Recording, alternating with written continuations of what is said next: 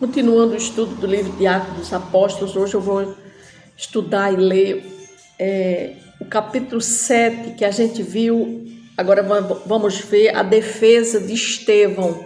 No capítulo anterior nós vimos que Estevão é levado ao sinédrio e ali ele é acusado de blasfemar contra os costumes que Moisés tinha dado. E agora nós vamos ver Estevão se defendendo diante daqueles sumos sacerdotes dentro do sinédrio.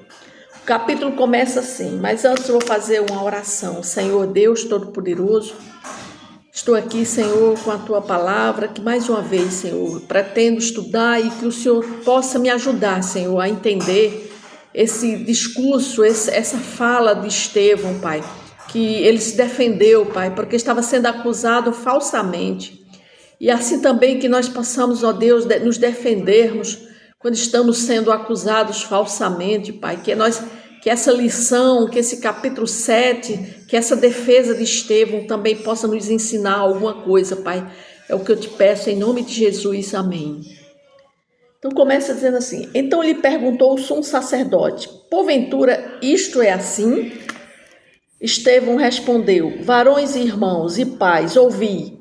O Deus da glória apareceu a Abraão, nosso pai, quando estava na Mesopotâmia, antes de habitar em Harã, e lhe disse: sai da tua terra e da tua parentela e vem para a terra que eu te mostrarei. Então saiu da terra dos caldeus e foi habitar em Harã, e dali, com a morte de seu pai, Deus o trouxe para esta terra em que vós agora habitais. Nela não lhe deu herança, nem sequer o espaço de um pé, mas prometeu dar-lhe a posse dela, e depois dele a sua descendência, não tendo ele filho, e falou Deus que a sua descendência seria peregrina em terra estrangeira, onde seriam escravizados e maltratados por 400 anos. Eu disse: Deus, julgarei a nação da qual forem escravos, e depois disto sairão daí e me servirão neste lugar. Então lhe deu a aliança da circuncisão. Assim nasceu Isaque. Abraão circuncidou ao 8º dia de Isaque, procedeu Jacó, e deste os 12 patriarcas. Os patriarcas invejosos de José venderam-no para o Egito, mas Deus estava com ele e livrou-o de todas as suas aflições, concedendo-lhes também graça e sabedoria perante Faraó, rei do Egito, que o constituiu governador daquela nação e de toda a casa real.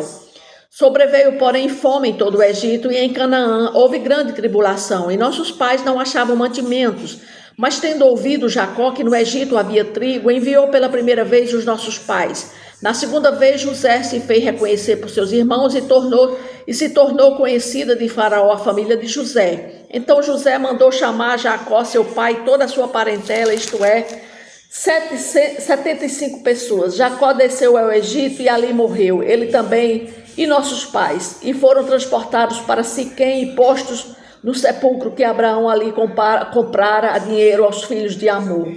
Como, porém, se aproximasse o tempo da promessa que Deus jurou a Abraão, o povo cresceu e se multiplicou no Egito, até que se levantou ali outro rei que não conhecia José. Este outro rei tratou com astúcia a nossa raça e torturou os nossos pais, a ponto de forçá-los a enjeitar seus filhos, para que não sobrevivessem. Por esse tempo nasceu Moisés, que era formoso aos olhos de Deus. Por 3 meses foi ele mantido na casa de seu pai. Quando foi expulso, a filha de Faraó o recolheu e criou como seu próprio filho.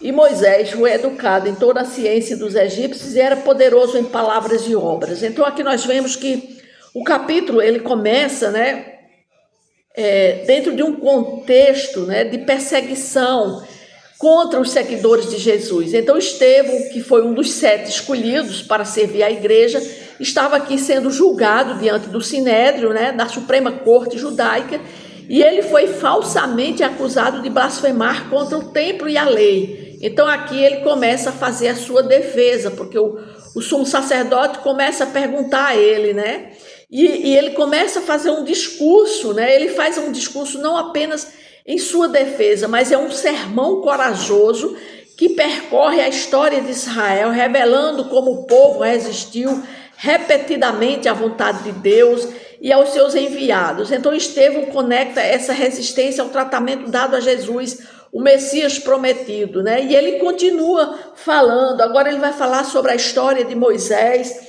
e aqui ele diz o que aconteceu No versículo 23 ele diz: quando completou 40 anos, veio-lhe a ideia de visitar seus irmãos, os filhos de Israel.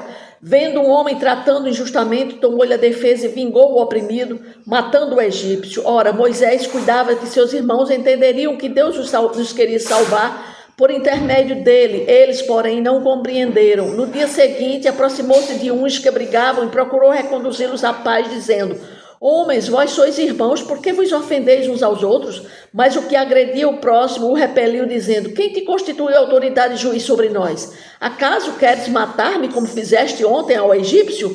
A estas palavras, Moisés fugiu e tornou-se peregrinos na terra de Mediã, onde lhe nasceram 2 filhos. Decorridos 40 anos, apareceu-lhe no deserto do Monte Sinai um anjo por entre as chamas de uma sarça que ardia. Moisés, porém, diante daquela visão, ficou maravilhado, e aproximando-se para observar, ouviu-se a voz do Senhor: eu sou o Deus dos teus pais, o Deus de Abraão, de Isaque e de Jacó. Moisés, tremendo de medo, não ousava contemplá-la. Disse-lhe o Senhor: tira a sandália dos pés, porque o lugar em que estás é terra santa. Vi com efeito o sofrimento do meu povo no Egito, ouvi o seu gemido e desci para libertá-lo. Vem agora, e eu te enviarei ao Egito. A este Moisés, a quem negaram reconhecer, dizendo: quem te constituiu autoridade e juiz? A este enviou Deus como chefe libertador, com a assistência do anjo que lhe apareceu na sarça. Então aqui Estevão fala tudo o que aconteceu, né? Até o versículo 53, Estevão faz um relato de tudo o que aconteceu. O que aconteceu com Moisés, a vinda dele para o Egito, para diante de Faraó, para tentar levar o povo do Egito, até a libertação do povo do Egito, né? Mas no versículo 54 diz: ouvindo eles isto, ou seja, os homens do Sinédrio, os chefes, o sumo sacerdote, enfureciam-se no seu coração e rilhavam os dentes contra ele, contra Estevão. Mas Estevão, cheio do Espírito Santo, fitou os olhos no céu e viu a glória de Deus e Jesus que estava à sua direita, e disse: eis que vejo os céus abertos e o Filho do Homem em pé à destra de Deus. Eles, porém, clamando em alta voz, taparam os ouvidos e unânimes arremeteram contra ele, e lançando-o fora da cidade, o apedrejaram. As testemunhas deixaram suas vestes aos pés de um jovem chamado Saulo, e apedrejavam Estevão, que invocava e dizia: Senhor Jesus, recebe o meu espírito. Então, ajoelhando-se, clamou em alta voz: Senhor, não te imputes este pecado. Com estas palavras adormeceu, e Saulo consentia na sua morte. Quem era Saulo? Saulo era Paulo de Tarso, né? Então, o que é que nós aprendemos aqui, né? Nós vimos aqui uma defesa, uma acusação falsa contra um homem de Deus, que foi Estevão. Estevão, ele fez um discurso repleto de conexões com as profecias. Ele fala do chamado de Abraão, mostrando que Deus sempre esteve conduzindo o seu povo, falou de José, falou de Moisés, que foram rejeitados e exaltados, né? Apontando o Messias, que seria rejeitado e glorificado. Ele falou sobre a referência ao profeta, a referência ao profeta semelhante a Moisés, né? Que seria revelado como o novo Moisés, que era Jesus. Ou seja, ele faz conexões, né, de tudo que aconteceu, desde a separação de Deus, que ele separou Abraão para formar um povo que seria levado para uma terra prometida, que era a terra de Canaã. Então, o que é que nós podemos refletir sobre esse capítulo? Que Deus, ele não está preso a templos ou tradições. Ele habita onde está a fé, onde habita a fé e a obediência, né? Porque Atos 7 é um resumo poderoso da história bíblica, né? Deus, ele conduz o seu povo desde Abraão, passando por José, por Moisés, que prefiguram a figura de Jesus. E como o templo apontava para algo maior, a presença de Deus em Cristo, que agora era a sua igreja. E aqui esse capítulo mostra que toda a Bíblia conta uma única história, que é a história de Deus, que chama, que liberta, que habita com o seu povo em Cristo e oferece salvação a todos. Então nós vimos aqui a defesa de um homem, né, que foi acusado falsamente, mas ele apenas se defendeu falando da história da salvação, que estava mostrando para aqueles homens, ali no Sinédrio, a história da salvação, que Jesus ele veio para salvar a humanidade, incluindo ele. É tanto que quando ele foi morto, apedrejado, né, levaram ele para fora da cidade, ele viu a glória de Deus, ele viu Jesus assentado à direita de Deus Pai, e ali ele foi morto. E um dos que estavam ali, que apedrejaram a Estevão, foi um homem que seria usado por Deus mais na frente, que era Saulo, que perseguia os cristãos, e ele estava ali na morte daquele primeiro mártir da igreja, que foi